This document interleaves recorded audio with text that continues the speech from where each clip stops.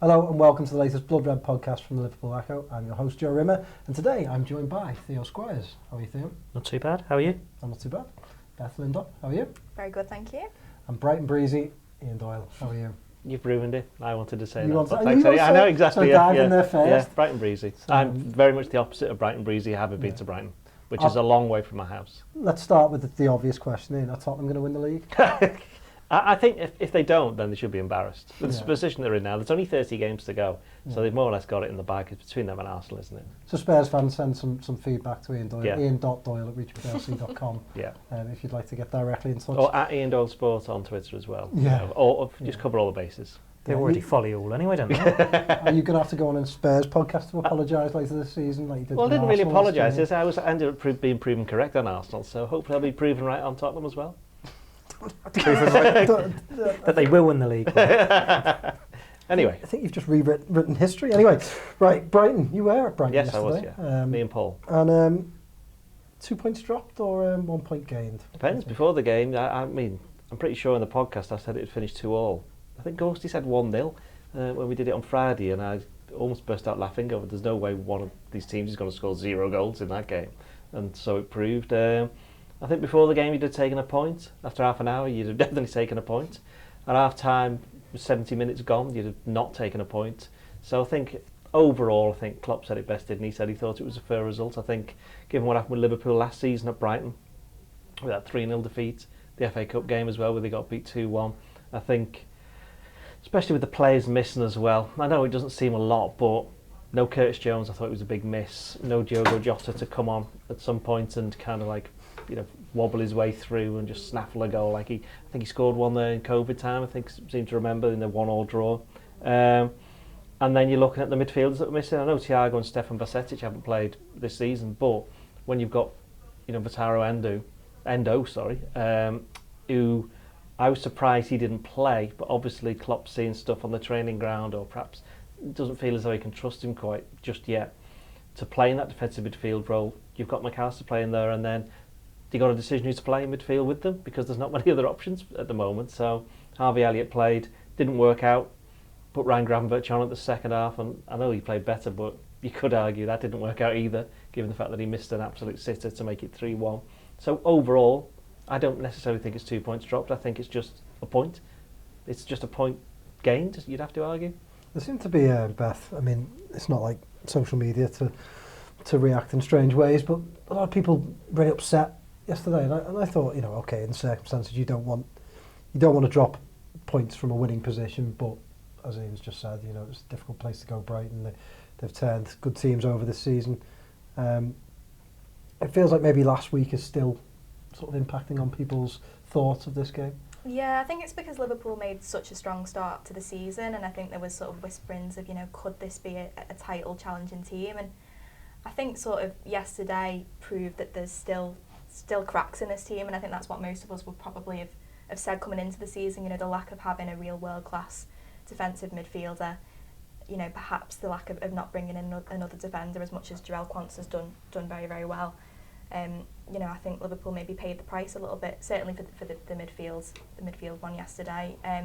But yeah, I was quite surprised actually when I looked at the table last night and saw Liverpool were only 3 points off the summit, and you've got to say, after, you know, the run of games they've had, I mean, is it 5 away games they've had out of 8? Mm-hmm. You know, going to Newcastle, Chelsea, Tottenham, to have gotten all of those out of the way and to still only be 3 points off, and you look at the run of fixtures now and it's quite a favourable run, and you think if Liverpool can win all of those games as you would predict that they would, of course it might not prove the case, but they'd be going to Manchester City in a really good place then in November. So yeah, I think, you know, social media is always very reactionary, isn't it? And I think perhaps in the context of how Brighton have fared the last couple of weeks, obviously they had a bit of a mauling, didn't they, at Aston Villa, and they've had a couple of tricky games in the Europa League as well. So I think, you know, it's maybe a little bit of overspill from that. You know, I felt going into the Tottenham and Brighton game that we needed to win at least one to maybe sort of announce ourselves as title challengers. But yeah, I think it's probably a little bit of an overreaction. A point away at Brighton, it is certainly not the worst result. We saw City slip up at Wolves, didn't we, the other week, a game that Liverpool managed to win. So yeah, I think it was a fair result, and I don't think it was a bad result really in the context of the season. I suppose my frustration, Theo, was that it came out the Tottenham game, it felt like even though the result went against them, everything went against them that afternoon, it felt like there was a togetherness and a sense that Liverpool could take that and really launch themselves into the next games. They just didn't come out, and we've seen this a lot this season. They didn't come out and didn't start well against Brighton. They allowed Brighton to get a foothold, to control the game and be the better side until Liverpool took the lead. Is that a concern for you, that they're just not really going into games and playing as well as we know they can? A little bit. Like, it has been an issue for Liverpool last season as well, but the difference this year is for the majority they have been picking up the results, they have been showing that resilience. And against Tottenham we felt it was a step too far for them. The luck was going to run out, they were going to fall behind at one point and not be able to claw it back. But there's still a little bit of spirit there. And as Doyley's referenced, they are missing players through injuries, suspensions, and it's, as Beth's reference, really, you don't have that natural holding midfielder in McAllister. Like, he's doing a good job. I think he's spoken to the club and said he's still learning on the job, but he's enjoying it. But you still feel like you'd be stronger if you had an actual enforcer in there. If they'd gone and got Caicedo, who's not had the best start for Chelsea, but he's still someone who's a natural in that position, you feel a bit more comfortable there. But the fact that Liverpool are so close to the top of the table when they're not in their best position in terms of where they could be, they're still a step in the right direction. When we started the season, you're all saying go for top four. That's your aim. And then they start well. They're getting the results when you're not necessarily expecting them to get the results. I think, oh, maybe they're better than they are. It's just going to be so tight this season anyway. It's a point up on what they did last year at Brighton, and it seems that Brighton's been a tough place for them to go, a tough opponent for them in recent months and recent years. So it's still another step there for them that they can build on.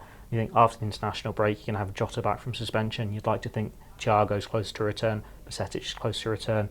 Gakpo, I think Klopp said he's hopeful he's going to be back as well.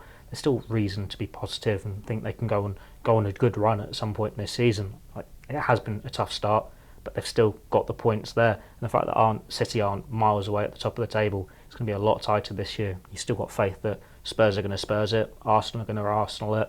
If you're just in the mix, you've got a chance. I mean, they'd have to do a lot now, wouldn't they, to throw it away? I think they should share the title probably. Yeah, North London United. Yeah. They can sing that song they've been singing. Sorry, Theo, carry on making... That was it. Yeah, I finished. Sorry, the midfield balance, you touched on it before, Doyle. Midfield balance still not quite right and hasn't been really throughout the season, even though we've seen good things. You touched on before Endo not playing. It felt really strange that he didn't play a single minute of the game, considering he was brought off at half-time, wasn't he, in the Europa League game. Do you think it's just a case of Fabinho type, we give him time, needs some time to settle in, or do you think there's a slight concern over perhaps he's not quite up to the pace? Well, it's going to be a bit of both, isn't it? Don't think Klopp would have expected him to take this long to settle, but on the other side of that, we spoke to him actually after the game on Thursday when he got subbed at half time, when I thought he did all right in the first half, and he was basically saying, look, my life's getting back to normal now, my family's over, this, that and the other, we found somewhere to live, and he feels a bit more settled, and obviously he's been at the club for 6 weeks now, is it? So we're approaching 2 months, which is quite a long time to be, still waiting to settle. So I think he's part of the group and all that kind of stuff, so that's not an issue. I think the next 7 games, he's going to be seeing a lot of football, because they've got the 2 Europa League games, the Bournemouth game in the League Cup, and as we mentioned before, the league games, it was at Everton, Forest, Luton away and Brentford, isn't it? So you're looking at them, you're thinking, well, no matter when those games were getting played, a lot of them you'd expect him to be starting anyway. So I think he's going to get a lot of minutes, and hopefully by then they might have Bajcetic back, possibly. Not sure on Thiago. Not sure when exactly he's ever going to come back. And then, but they'll have Curtis Jones back for the last couple of games, and I feel a little bit sorry for McAllister on the way things have gone, because he's obviously moved to a new club, trying to settle in. He'd done really well during the summer playing on the left of that midfield three, and he played a lot better than Szoboszlai had done. And then when the season starts, he plays against Chelsea in that position, and then you think, oh, well, he's going to stay there for a little minute, and then he's still there. Like nearly 2 months later, he's still playing in it. It's like, well, hang on. And for Liverpool to still only be the reason Liverpool only 3 points off the top is compared to last season, Arsenal won all the games, so they would have been 7 points behind. And let's not kid ourselves. Man City lost twice. And it was only 2 weeks ago that they'd won every single game. They looked as though they were going to be going on. So there isn't an outstanding team at the moment, which has been a little bit unlike possibly the last 3, 4, 5 years, when it's obvious there was one team, or certainly 1 or 2 teams. There isn't that. at the moment, as much as I was Apart saying from about Tottenham and Arsenal. Because Arsenal played 5 at home of the 8. I don't know why the fixture list has done this year. City, Liverpool and Tottenham have played 5 away. So we can enjoy Out of the Arsenal 8. throwing it away even more. Well, you know, they might have a bit of momentum. Also, I would say about Arsenal is that it was a bit jammy against City, weren't they? They got a bit of jam against United as well. I mean, this isn't the blood Arsenal No, podcast, but the point I'm tactically going to make is that people might say Liverpool have had a bit of luck, which they have done, but Arsenal have had some. Tottenham had some against Liverpool. They've all had a bit, and I think that's kind of helping them all build a certain amount of momentum. Like, as you say, we know some Liverpool supporters who are going to jump off a bridge at the final whistle against in the Brighton game. It's like, well, hang on a minute, you know. They got, as we said before, they got beat 3-0 there last season back in January, and that was only 10 months ago, less than 10 months ago. And look how far the team's come since then. They've still only lost 1 game in 22 in all competitions, and everybody knows what all the issues are, so they can work through them. The only worry is that what happened. They're one midfield injury away from it all going massively wrong, and that's always the thing at the moment with Liverpool, is because they haven't got the strength and depth of certainly of City, even of United. Let's be honest, United have got so many players. Look at the change of the bench yesterday. Well, that's went the thing. from looking brilliant at Spurs to, you know. Well, I think he likes that, but I think you've also got to bear in mind the bench. Is it 9 players on the bench? Yeah. So that's 20 players. Yeah. In the old days, it was like when I was growing up, it was 1 player on the bench. Then it was 2. Yeah. Then it was 5. Recently, it was 7. Now it's 9. Yeah. And it's like, well, they can't all play. And so even if you've got a squad of 20, that's almost 2 players for every single position. So but teams you have can't. that. Yeah, but I'm saying is that's what Liverpool have got. They'd have a squad of 24, 25 senior professionals or youngsters who made sufficient senior appearances. But yeah, you looked at the bench, but then you went, hang on, but these 2 players are suspended. Yeah. These 3 or 4 players are injured. This one player, he doesn't quite trust him just yet. And suddenly you then go, oh, is this an issue? And it's like, well, no, they're only 8 games into the season. It's a very long way to go. And as we said before, these next 4 games will be quite interesting because it leads into the City one. So they've given themselves the chance to build on it in the next 4 weeks. And what they got next 4 games, what they've got to hope is that we already know Curtis Jones is going to miss 2 of them. They have to hope is that they can keep most of the players together, which is why, oh look, the international break's here now when everybody gets injured and that kind of thing happens. You take it back to the Champions year. When you look at these sorts of results, a side that is going to be champions gets a late winner against Brighton, or they get the point against Spurs, but that's only a concern if other teams are doing it. Like, I know Arsenal got their late winner against Manchester United, but there is no one running away with it here. As Doyle said, there is no standout team. So for just avoiding the majority of defeats, as long as you're getting your wins in your home games against the big 6 like Arsenal did yesterday, then you're giving yourself a chance to still be in contention when it gets to the business end. And we all think Liverpool's a promising start, but they will be stronger in a few months' time. When Gravenberch has settled more, when Szoboszlai has settled more and gets even better, McAllister hopefully in his best position. Like we've referenced it on the podcast a few times. If Conor Bradley doesn't get injured, do we see Trent as that holding midfielder? And I think even though he's not played that before, we feel more confident in him being a number 6 there. And you think we can go in that right direction. Liverpool are still trying to find out what is their best team, where they want their players to play, and it is square pegs, round holes. But still be in the top 4, having only lost a game because they were robbed by the officials. That isn't a reason to be negative, that they could be top if things had gone a bit better for them. They're just in the mix along with everyone else at the top of the table at the moment. Yeah, I mean, Beth, do you think it's an element for Liverpool fans? You know, they obviously ran City so close to the title, missed out by a point in a couple of years. Do you think it's a hangover of that people, you know, you draw a game at a decent team like Brighton, or lose in really bad circumstances at Tottenham, but put in a decent performance? Do you think that the disappointment is a bit of a hangover of knowing how much those sort of little differences can make to a season? Yeah, absolutely. I mean, you know, not too long ago, sort of picking up 85 points perhaps would have been enough to win the league. We know now that the level of perfection that Manchester City demand means that you can't really afford to drop below that 90 mark if you've got any chance. I think, you know, for Liverpool to have missed out on the title by a single point twice in the space of, you know, or 2 points was it the other year, but was it 1 point? Yeah. You know, is galling, really, isn't it? I mean, I remember being inside Anfield for the who were we playing that day when City were playing Aston Villa? We playing Wolves. Wolves. And you know, the mood inside Anfield when Villa went 2-0 up, it was like we were on the precipice of something really, really special, and to have that taken away by a couple of late goals from City was agonising. So I think there is that element of hangover. I also think there's perhaps a bit of frustration that I think the last couple of seasons it's almost felt like Liverpool have left themselves a little bit short in a couple of key positions. And you know, we go back to that season when Liverpool lost all of the centre-backs. It sort of felt like, you know, Dejan Lovren had left in the summer. It felt like Liverpool needed to bring in a fourth centre-back, and they didn't. And ultimately that came back to bite them. And I think with the holding midfielder debacle at the moment, it sort of highlights that I think if perhaps they had managed to get someone in.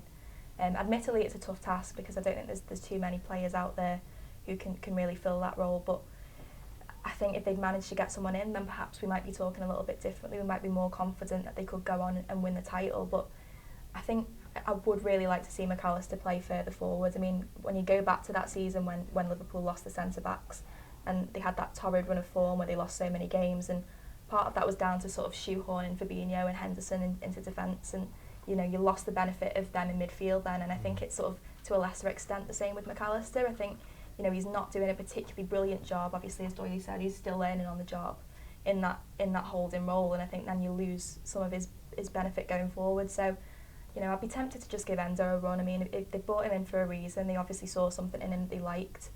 I think Jurgen Klopp was quite, you know, he almost said to the Liverpool fans, didn't he, give him a chance? And now it's like, well, you know, are you going to give him a chance? Yeah. Are you going to give him a run in the team? So, yeah, but I agree. I think there's you know, this Liverpool side have been brilliant at times over the past 8 years under Jurgen Klopp, and I think to still only have sort of one Premier League title from that time, I think that you know, rankles a little bit among some Liverpool fans. So yeah, I think that is an element as well, that hangover from previous seasons. I would like to point out Liverpool did finish 5th last season, and did you think they'd be challenging for the title this year?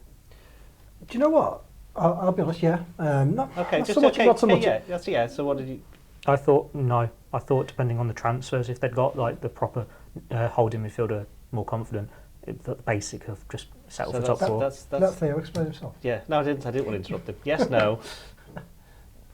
That's no, and I would say definitely not. We did the predictions, didn't we? I had them finishing 5th. I wouldn't have said definitely not. I think, you know, I think... You're in Doyle. No, but still qualifying for the Champions League, because that would be enough, because I think all the teams in Europe will do well enough for them to get in. I just think this season is just get back in the Champions League.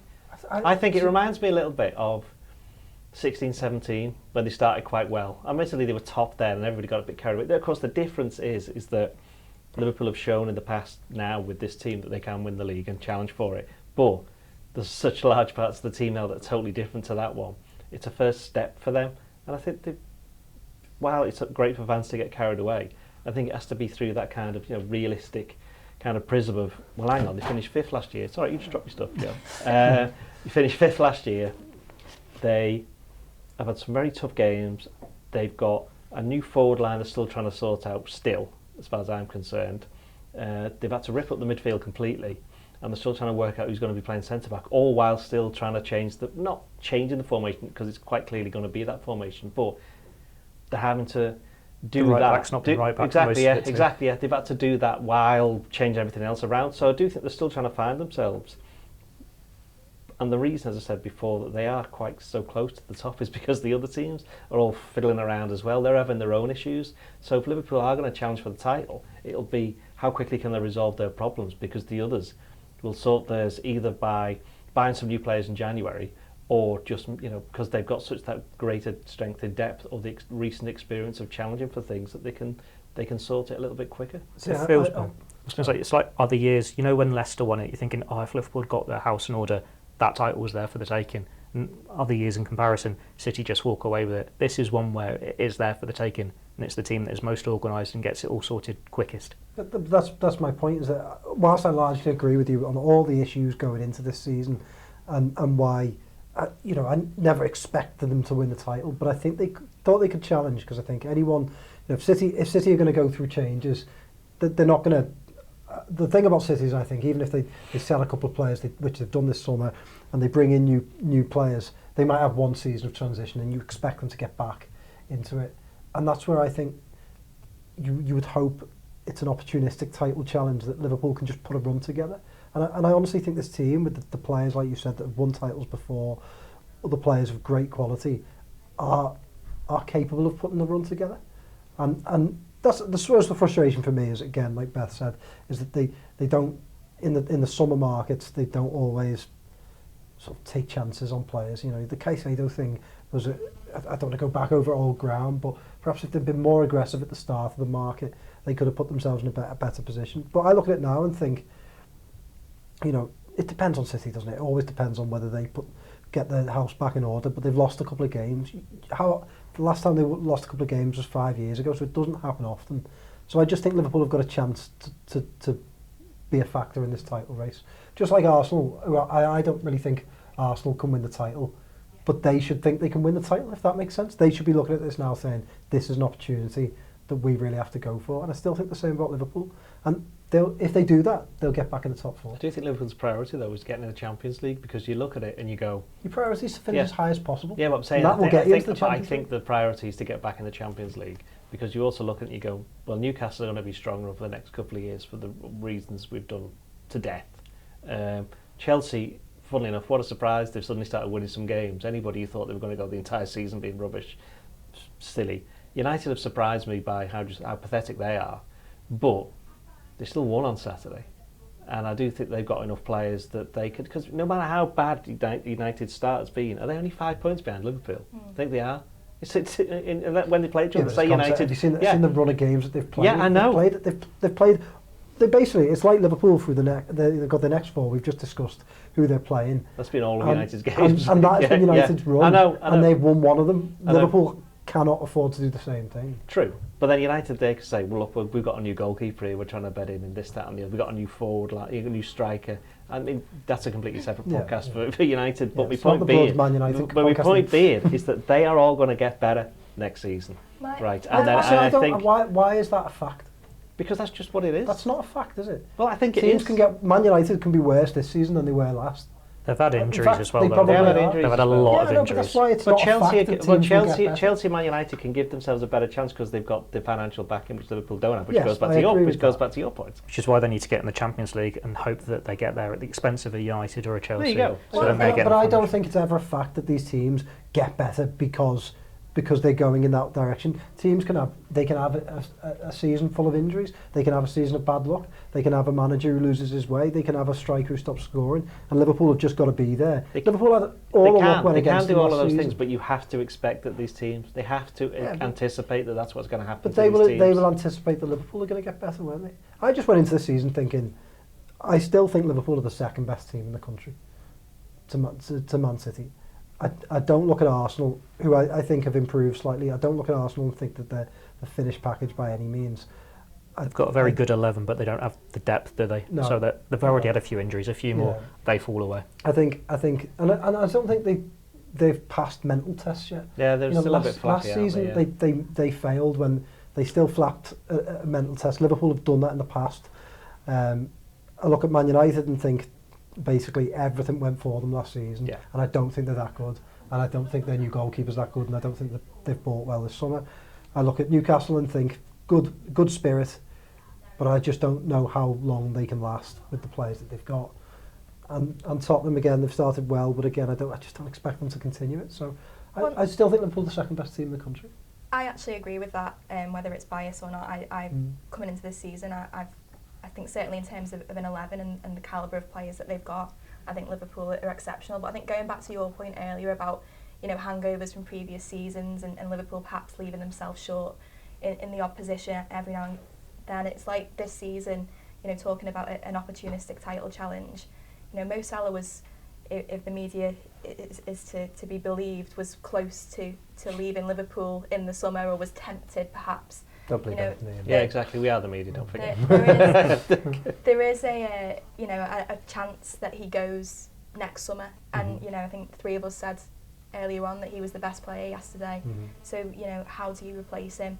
Alisson Becker, obviously the best in the world, but and still got a few years left at the top, you would imagine. But again, is getting older. Virgil van Dijk the same. So as much as obviously you do have to give new players time to bed in, Liverpool will be having to replace a lot of quality players in the next few years. So it feels like this is a season where perhaps if, it is a little bit more open, if City are in transition, this will be a good time while we've still got that crop of players who won the previous title, their experience, coupled with the addition of the likes of Dominic Szoboszlai, Alexis McAllister. It will be a real chance. And I think that's where the frustration lies a little bit. It's, Liverpool are going to have to go through another sort of rebuild, I guess, in a couple of years. So, yeah, it's an interesting one. Yeah, agreed. In terms of, look, I think this podcast kind of transcended just the Brighton game, which is interesting. But that's why you threw that on the floor. You don't need it anymore. But a couple of performances. First of all, Doyle, Trent Alexander-Arnold, very, very good. Subbed off. Do you think that was pre-arranged? It must have been, because I just couldn't quite get it, to be honest. I know he's been out injured and they're trying to manage his minutes, but I was like, hang on. Mitoma's not really done anything here, and Trent, while he wasn't pushing forward as much, partly because he was trying to look after Mitoma, which he did successfully. It's funny, was it the one time that he didn't in the first half, but when he'd gone up and Liverpool lost the ball, so McAllister had to leg back and just foul him, right? And I think that was kind of, old school football there. Quite happy with that. Just foul the best player. There's nothing wrong with that. It's part of the rules. Especially if you can foul them in the penalty area, and you might give away a penalty, but you're not going to get sent off. We'll come to that. Yes, Trent, I thought Trent played really well, actually. Yeah, I said really well. There was no player that was outstanding for Liverpool. I had a couple of 7s when I did the player ratings, but if I could give a 7.1 or a 7.5, he would have been the one who I'd give the man of the match to. So I was surprised when he got subbed. As for the rest of them, so dismissive. As for the rest of you, I mean, Salah was, Don't bring Salah into it. Salah scored twice, so he gets a nice 7. I gave Alisson 7. I know I'm not entirely sure what was going on with that goal.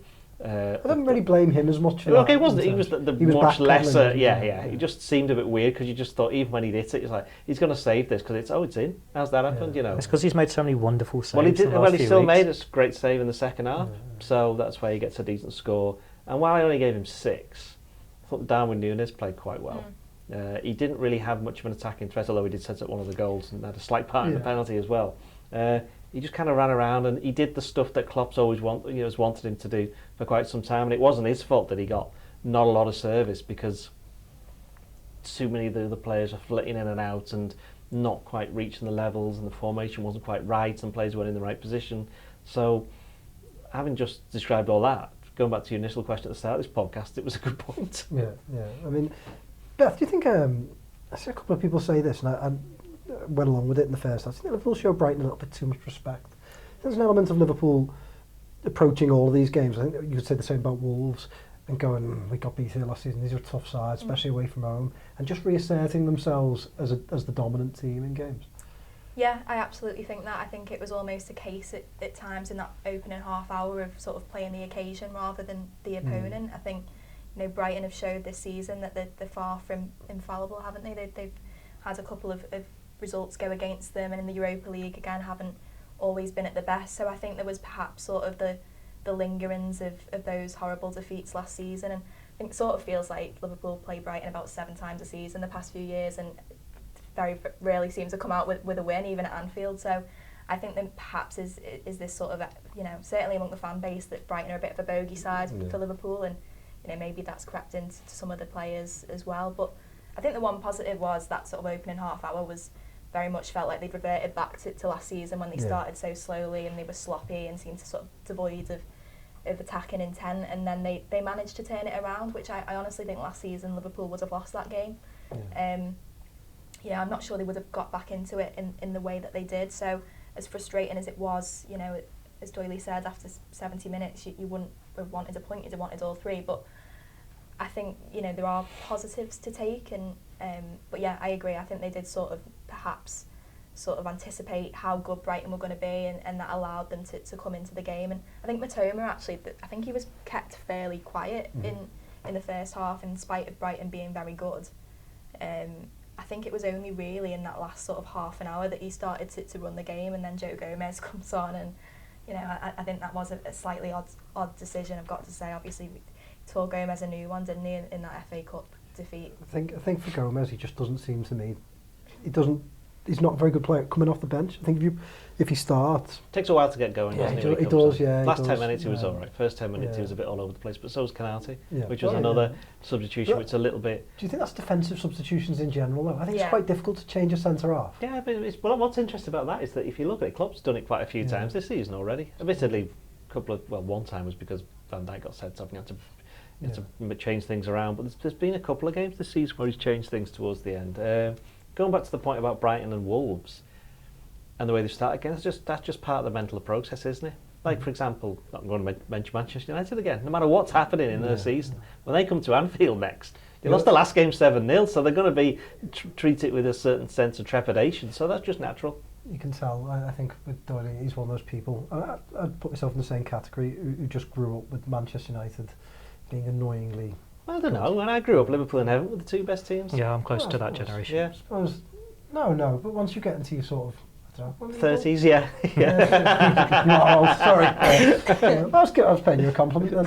Theo, I forgot what I was going to say now, which isn't very good. And I'm still buying time. Szoboszlai, was it VAR? Just hit you with my pencil. At least it was the right end. Yeah, I don't want to give it. Yeah. We check these things in terms of you can. Well, whether you hit me with a pencil. Yeah, but I didn't. It didn't make contact. I don't think. No, you definitely made contact, which well, linking quite well with this We'll question. move back to the That's VAR. yeah, I was going to say, can we have a look? On Yeah, VAR, whether I made contact. I don't think it was a clear pencil. That analogy doesn't work. What would Darren England have done? good process, guys. This is falling to bits. VAR, again, I mean, we can't get through a game, can we, at the moment, without talking about it. Obviously, the penalties given. Pascal Gross drags the shirt almost off Szoboszlai's back. Doesn't even get a booking. Obviously, does give away a penalty. Liverpool didn't make too much of it, but a lot of people were asking, why did he not get sent off? We then reach out to the PGMOL, and their explanation it wasn't a clear goal scoring opportunity. I mean, I just cannot get my head around how a guy with just a goalkeeper to beat. He's already beaten the goalkeeper. He's gone round him. I mean, well, whether he's gone round, but if you're standing in front of the goalkeeper, how is that not a clear goal scoring opportunity? Yeah. I mean, It's an open goal. He's about to shoot. Granted, he hasn't pulled the leg back yet because he's already had the shirt yanked off his back.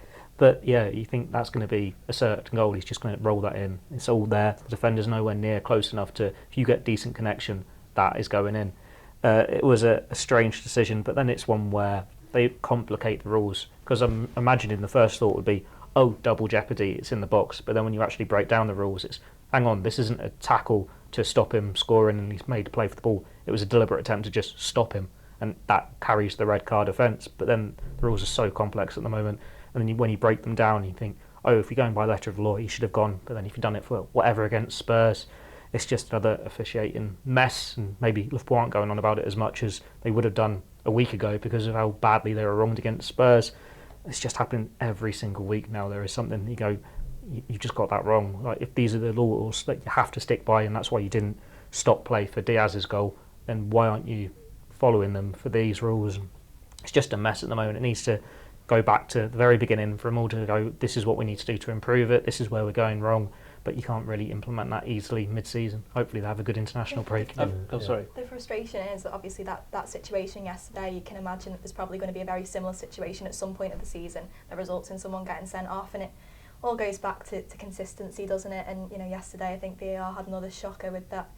Again, not to be Blood Arsenal podcast, but the Mateo Kovacic one. I mean, that was more of a red card than any of the red cards Liverpool have received this season. It sounds like tribalism, or But it's mind-boggling. It's mind-boggling.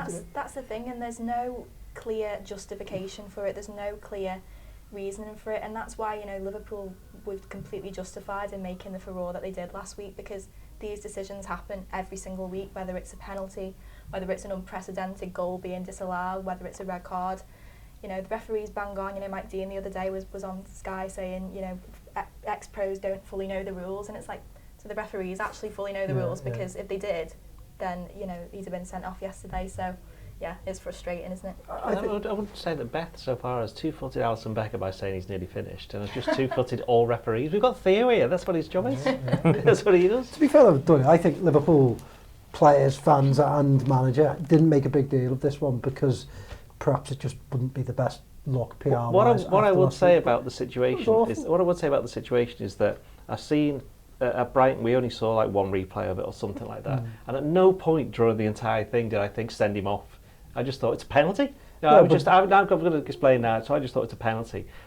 Then people were like sharing on social media the still images of like the situation. Well, hang on, it was only last week that it was saying don't show still images of like a tackle or something like that. And I know it's a slightly different situation, but in the actual when you were watching the game and you never really thought, because I'd have to watch it back again, I never thought, oh, he just pulled him back for a clear goal-scoring opportunity, needs to be sent off. It just seemed to be a bit of a mess in the middle. Everybody's like reacting really quickly, and then he just went and panicked and fouled him. So I didn't think, oh, he's definitely going to score here. I just thought, well, hang on, that's a penalty. And then it played on a couple of seconds, didn't it? And then it was given. And the second thing was, I'm glad he wasn't sent off for... I actually quite enjoyed watching the game in which it was 11v11. But the weird thing is that he didn't get booked.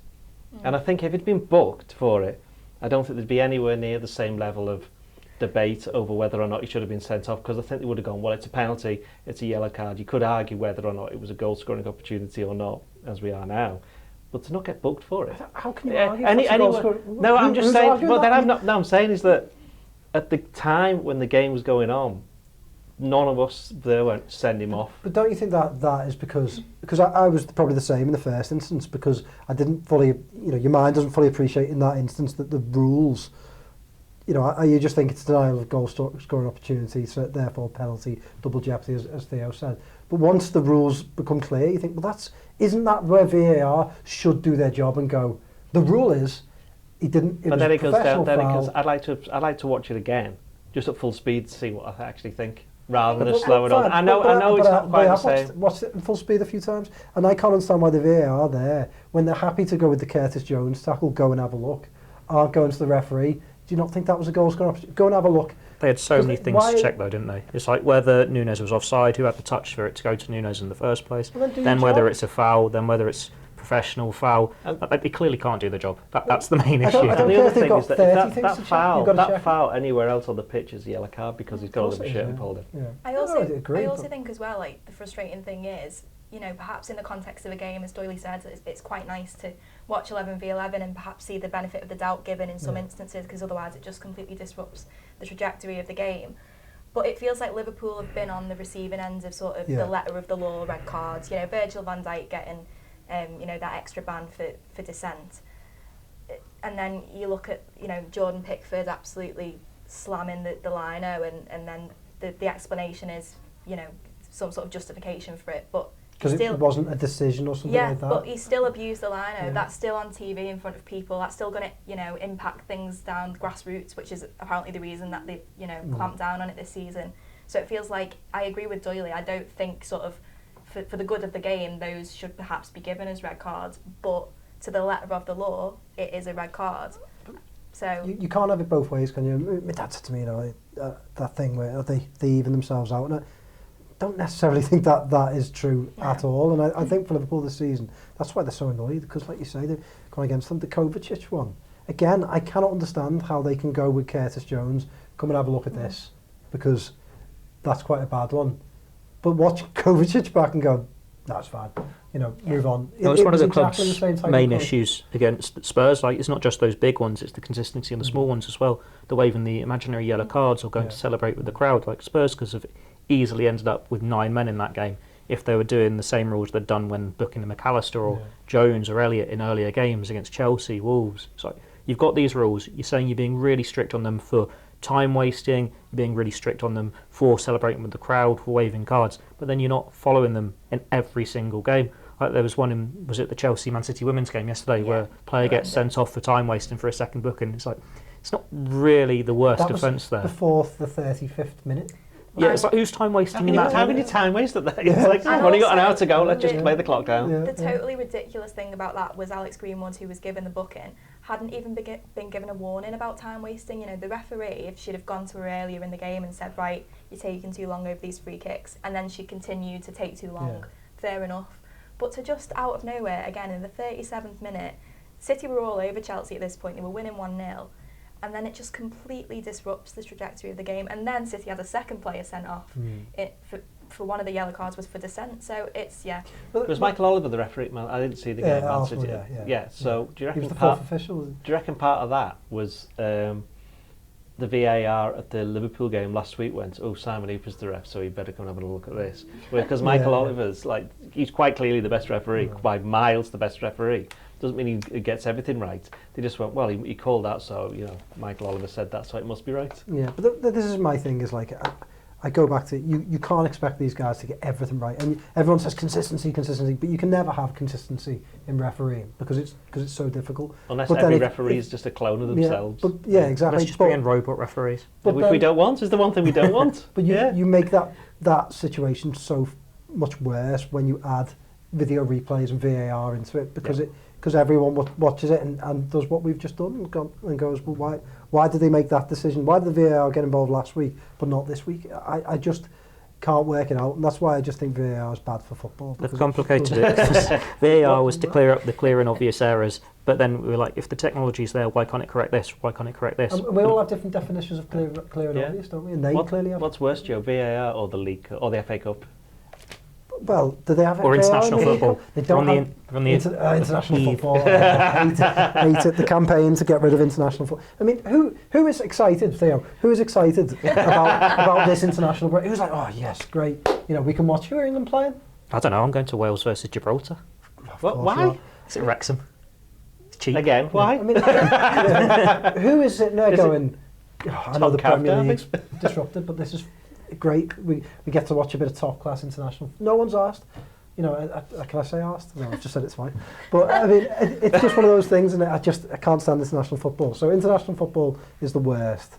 VAR is the second worst, and the FA Cup is the third. FA Cup. I don't dislike the FA Cup. I dislike the talk around the FA Cup, the narrative. So, what about the talk around VAR? Is that coming into this conversation now as well? I suppose it is. What about talk about international football? God, it's awful. I don't want to talk about it. Right, we'll move on anyway from Brighton. Beth, it's your time to shine. Liverpool women, everything's going right for them. Two wins out of two. Looked quite solid yesterday against Aston Villa. A lot to be positive about for Liverpool women anyway so far this season. Yeah, an awful lot to be positive about. I mean, I think they did very well in the summer, sort of quietly brought in some really shrewd signings, and I was hopeful that they would make a positive start to the season. They obviously moved into Melwood. I think that's been massive. Mm-hmm. I think in terms of just the culture shift around the place has been huge since they've done that. But yeah, I think any sort of, even the most optimistic Liverpool fan would have looked at their opening couple of fixtures and thought, Arsenal away at the Emirates, Arsenal finished in the top 3 last season, will be challenging for the title, they hope this season. Aston Villa was sort of the best of the rest outside of the top 4, so it's 2 really, really tough games. Liverpool have a couple of injuries. Obviously, they had very, very bad luck that the club record signing that they brought in the summer, Sophie Roman-Hogg, fractured a nose and a face while away on international duty. Get rid of it. Yeah. Out of every game. Although inexplicably that international break was before the domestic season had even started, which I think is even worse. But anyway, after the World Cup. Yes. So why has got another break after a World Cup when that was on the eve of the season anyway? Because international football is never satisfied with ruining seasons. But yeah, so they lost her. They lost the captain Nifai to injury as well. So sort of felt like the stars weren't really aligning for them. But I think I didn't actually watch the entirety of the game last week. I was at Everton, but from what I did see, it was a very dogged sort of battling performance. And I think last night it was a step on from that. It was one of the most complete performances I've seen from them since they came up to the WSL. Defensively they were absolutely excellent, but also they carried a real attacking threat, and that was without a recognised striker on the pitch. And Matt Beard said after the game last season, at times, even when Liverpool were winning games, they were hanging on a little bit. They didn't have those game changers to be able to bring on. And you look at this squad now and you think you've got a club record signing who you've got yet to add to this team, a couple of other really talented attackers who you've got to add in. So really, really promising. And I think going into the Merseyside derby, the mood is very high in the camp. So yeah, it's exciting. We'll talk about the derby in just a sec. But have they changed your perception of them so far this season? Yeah, admittedly, I'm very pleasantly surprised. I would have. They finished 7th last season, and Matt Beard has been quite open about the fact he wants to better that this season. But it almost feels like in the WSL, sort of the gap between the top four, the two Manchester clubs, Arsenal and Chelsea, is still so big that, you know, the best the other clubs can hope for really is fifth. And I still think that is potentially where Liverpool will finish up. I think over the course of the season, the squad depth that Arsenal and Chelsea and United and City possess will you know, ultimately trump what Liverpool have. But I think they're building something really, really special actually, and I think, you know, with another couple of transfer windows under the belt, I think they could really be sort of pushing to close that gap on the top four. Cool. And the derby, obviously the men's team play the derby the week after, but big derby at Anfield, it's going to be a really good one, isn't it? It is, and it'll be interesting because last season Liverpool, I think it was the second game of last season, Liverpool went into that off the back of a big win over Chelsea, and they got absolutely thumped by Everton, who had lost their first game of the season. You know, this season Liverpool have won both of the two games. Everton have lost both, but I still think it will be a pretty tight game. I think Everton have been unlucky at times in their games, but they were unlucky yesterday, weren't they? Yeah, they penalty saved and one ruled out. Yeah, so you know, I think it will be another big test for Liverpool. I think one thing that will perhaps go in their favour is I think last season they were maybe a bit overawed playing at Anfield, and they felt the pressure of playing in front of the home fans at Anfield. But I think, you know, having won at the Emirates in front of a record crowd of over 50,000, I think they've got recent experience under the belt of dealing with that occasion and that pressure. So yeah, I'm excited for what's going to happen on Sunday. Well, let's finish it off. I'll put you on the spot. Little score prediction for that game. 2-2. 2-2. Yeah. I thought you were going to give Trying not to be biased, you know. Yeah. Obviously, got Everton connections also, so you know. Well, hopefully the Blues are listening and they're okay with it. Right, we'll be back on Friday to talk international football and a whole lot more besides. See you then.